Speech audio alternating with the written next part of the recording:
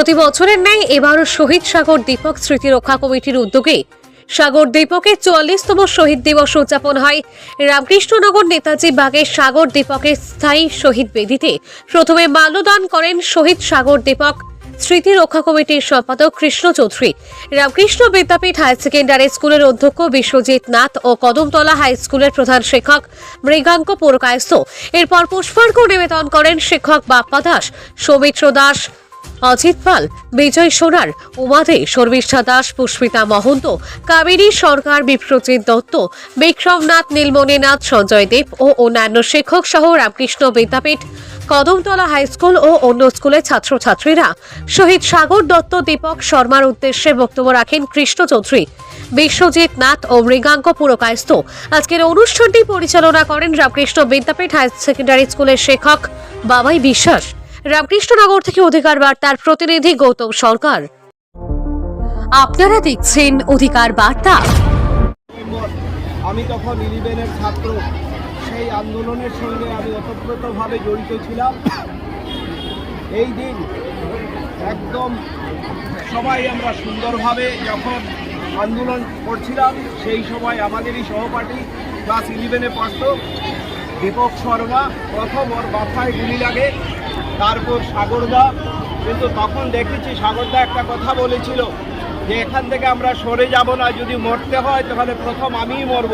সাগরদা সেই কথাটা কিন্তু তার জীবন দিয়ে রেখেছে এবং আমরা যে চিন্তাধারা নিয়ে আন্দোলন শুরু করেছিলাম সেই আন্দোলন সার্থক হয়েছিল। আমরা চাইছিলাম বিদ্যাপীঠের অধ্যক্ষের চেয়ারে যিনি বসেছিলেন অত্যন্ত দুর্নীতিবাদ, যার প্ররোচনায় সমস্ত শিক্ষা প্রতিষ্ঠান কলুষিত হতে চাইছিল। যাই হোক, প্রাণের বিনিময়ে আমরা আবার আমাদের সোনার বিদ্যাপীঠ পেয়েছি, কিন্তু তার মধ্যে থেকে আমরা হারিয়েছি দুইজন বন্ধু এবং সংগ্রামী মানুষ। আজকের এই দিনে আমি কদমতলা হাই স্কুলের প্রত্যেক শিক্ষক এবং ছাত্রছাত্রীর পক্ষ থেকে আমার শ্রদ্ধার্ঘ্য নিবেদন করছি। আর সেই শহীদ পরিবারের প্রতি আমার সহমর্মিতা, সহব্যথা এবং আন্তরিক শ্রদ্ধা নিবেদন করছি। আমি আর বিশেষ কিছু বলছি না, সবাই ভালো থাকুন।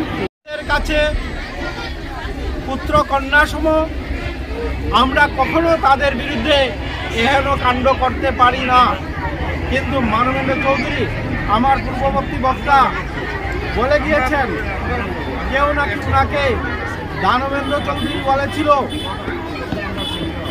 সে যাই হোক, সেই দিনটা আমাদের জন্য বিষণ্ণময় একটা দিন, অতি দুঃখের দিন।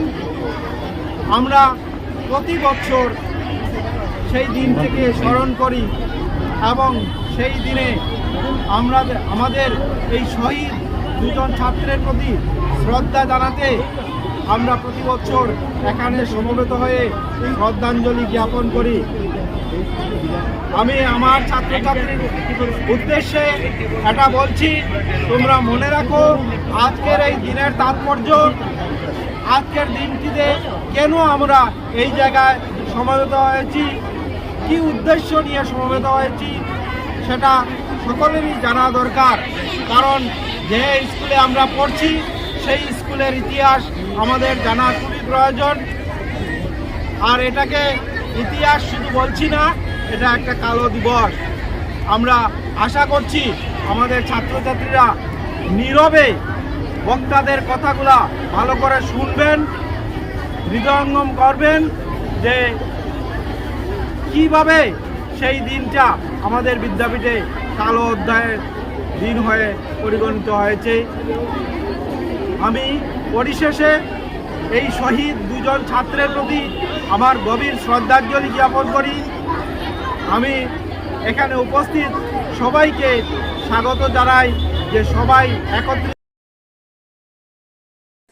দিনটা রামকৃষ্ণ বিদ্যাপীঠের তৎকালীন অধ্যক্ষ মানবেন্দ্র চৌধুরীর সময়ে একটা কুখ্যাত কাণ্ড স্কুল প্রাঙ্গণের মধ্যে ঘটেছিল।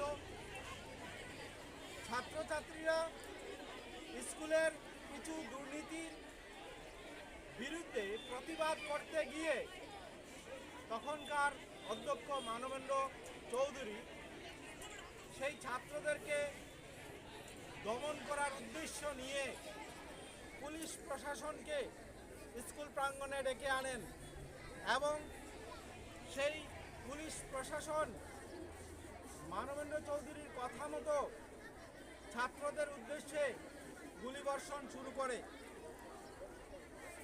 সেই গুলিবর্ষণের শিকার হয়ে আমাদের দুজন ছাত্র সাগর দত্ত, যিনি ক্লাস 12-এ পড়তেন, আর আরেকজন দীপক শর্মা, যিনি ক্লাস 9-এর ছাত্র ছিলেন। সেই দিন মানবেন্দ্র চৌধুরীর এহেন আচরণ বিদ্যাপীঠের অধ্যায়ে কলঙ্কিত, কারণ ছাত্রছাত্রী